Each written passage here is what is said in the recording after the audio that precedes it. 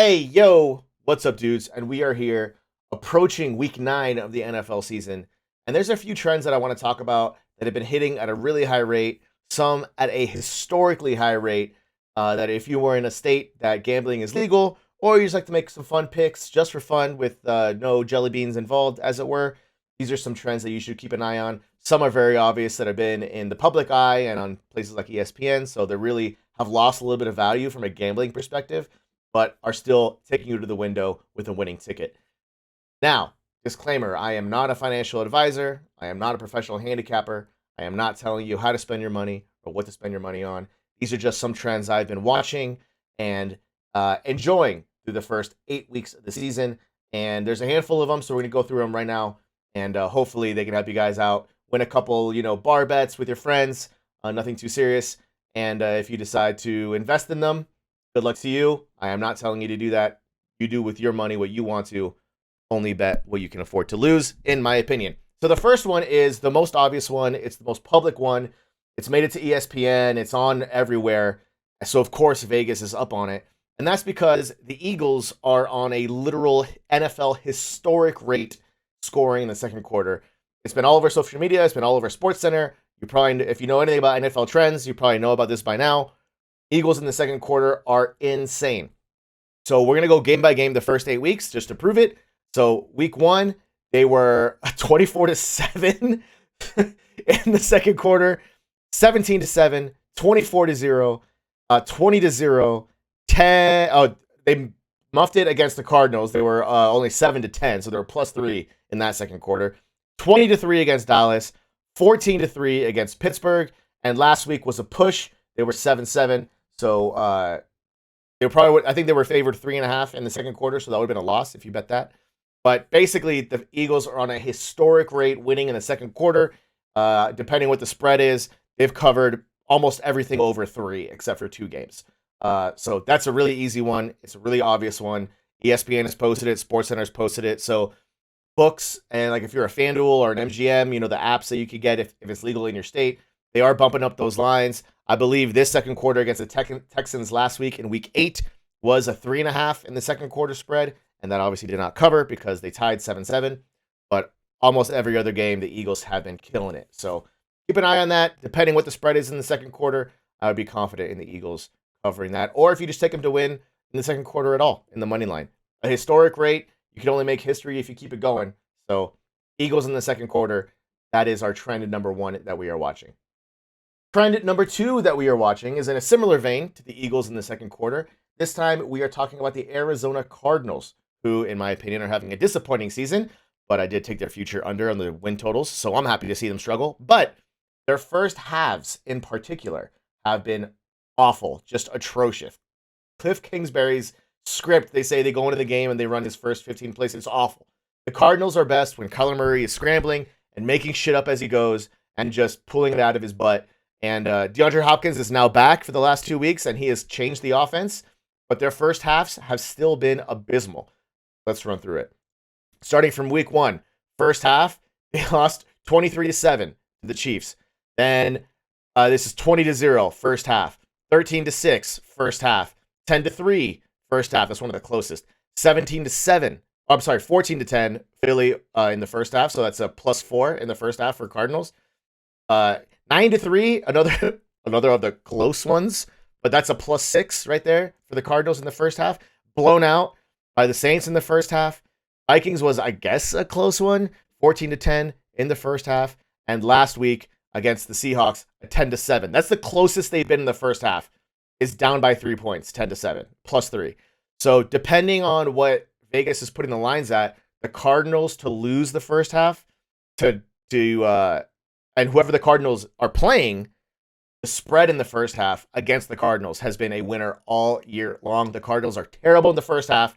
Like I said, they do best when Kyler is scrambling around and making it up and just ad-libbing because they're down and he has to make a play and he just ignores Cliff Kingsbury and makes a play on his own with his legs and then throwing down the field. Now with Nuke Hopkins back in the lineup, Cardinals first half, or I should say against the Cardinals in the first half, that's been a trend that's been winning tickets this year.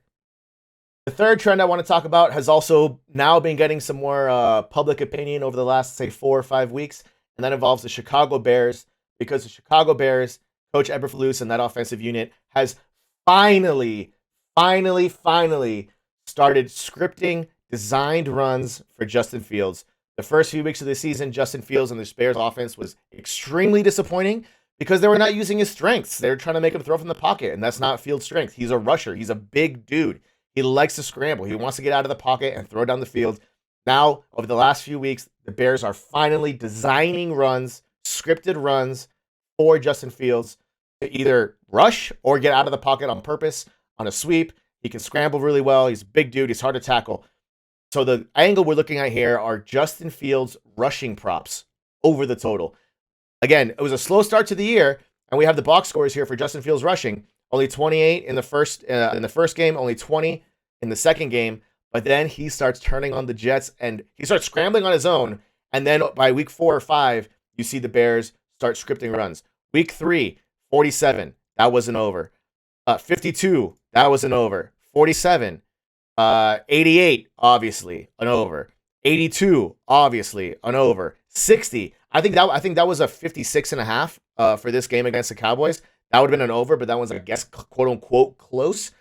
And last week against the Dolphins, he rushed for 178 yards and a touchdown. So, like, the first 2 weeks were slow for rushing prop totals for Justin Fields. Since then, he hasn't been lower than 47 rush yards, 47 twice, over 60 since then.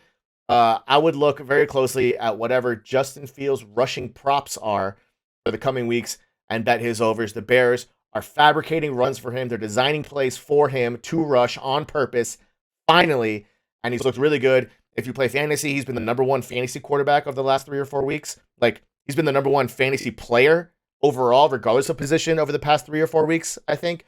So the rushing, finally, the Bears have figured it out, or maybe, hopefully, figured it out. Justin Fields rushing overs. Take a look at that as a little fun win as well. Our next trend that we're watching involves the Indianapolis Colts, and this is in the same vein as our Cardinals trend that we were watching. It's the first half. The Colts are absolute trash in the first half. The same as the Cardinals. I don't know why or how or what, but they are just not doing anything in the first half as well. I mean, their quarterback carousel is ridiculous. Ehlinger is now starting. Today, I'm recording this on a Monday. They just fired Frank Reich, and Jeff Saturday is taking over as coach, his first head coaching job ever. And so I'm going to keep an eye on this trend. I'm not going to invest in this trend because I have no idea what happens with a team with a brand new coach. But over the first 8 weeks of the season, the first half for the Colts has been really, really bad. We'll again do the same thing. We'll go through the first 8 weeks on the box score. 310, so that's a +7, +17. Here's 10 to 14, so a +4.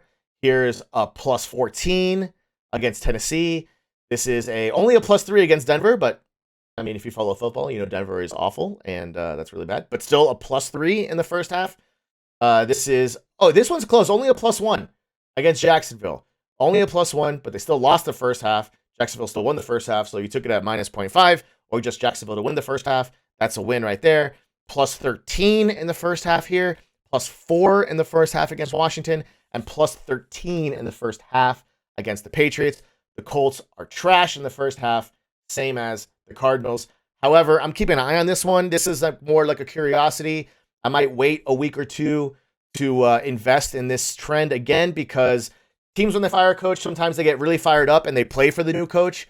Ehlinger only played 2 weeks, and Jonathan Taylor's half injured. They just traded Nyheim Hines.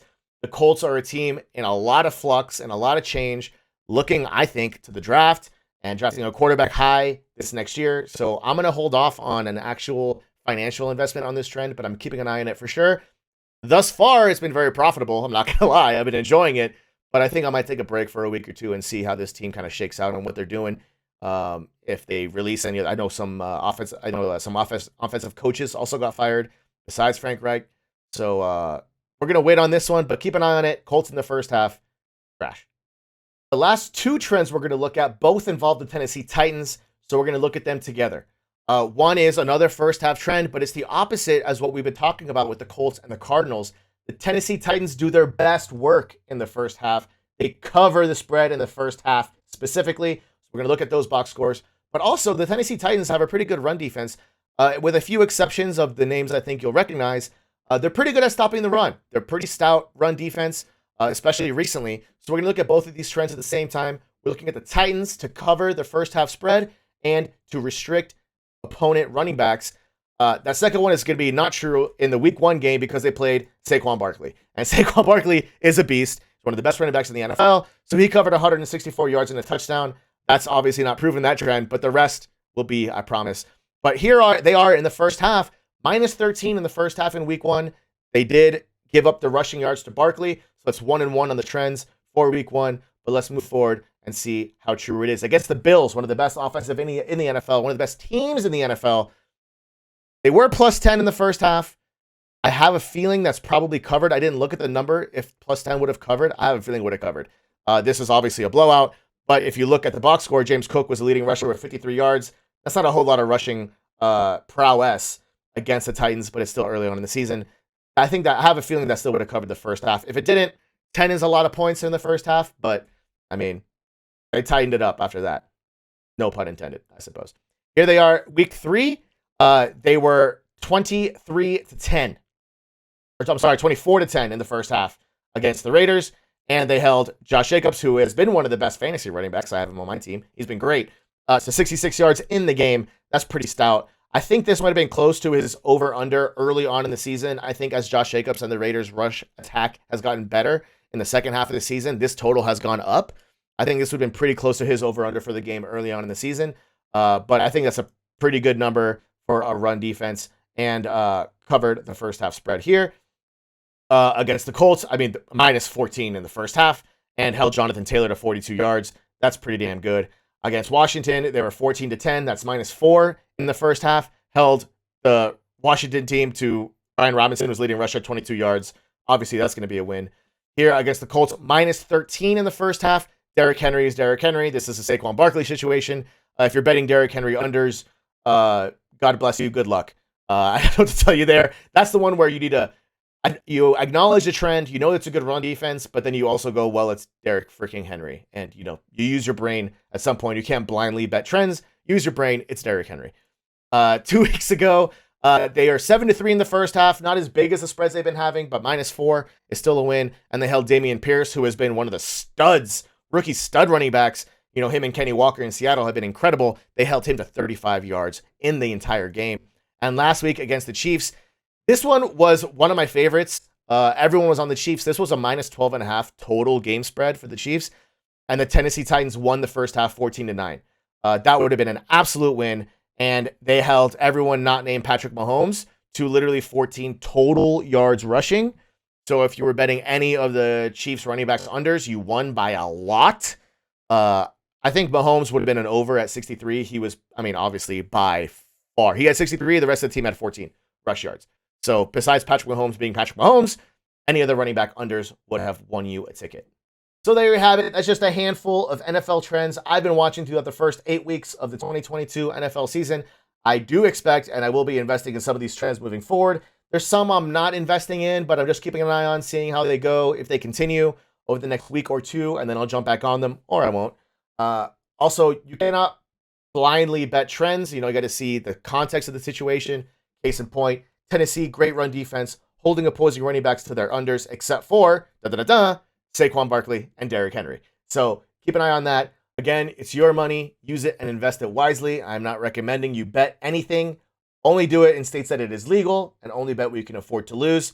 I am not a financial advisor. I'm not a professional handicapper. These are just trends I've been watching the first 8 weeks of the season that have been pretty profitable for me.